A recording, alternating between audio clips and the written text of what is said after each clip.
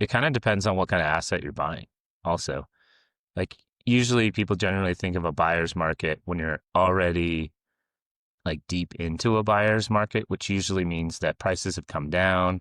There's a lot of seller concessions. There's a lot of inventory on the market. Things like that kind of make it a buyer's market, but you don't really recognize them until it's like deep into a buyer's market. So there's different strategies that people use if you're an investor versus a primary home buyer. Primary home buyers generally they move because they either have to or they maybe just want to, and they have the capital and funds to do it. Where seller's market, you kind of recognize that, later when you're like, oh, that was the peak of the market. Obviously, a seller's market because during COVID, like it kind of peaked like 2021 ish, 22. And you can look at that data and be like, oh, that was a seller's market. People were getting the highest prices.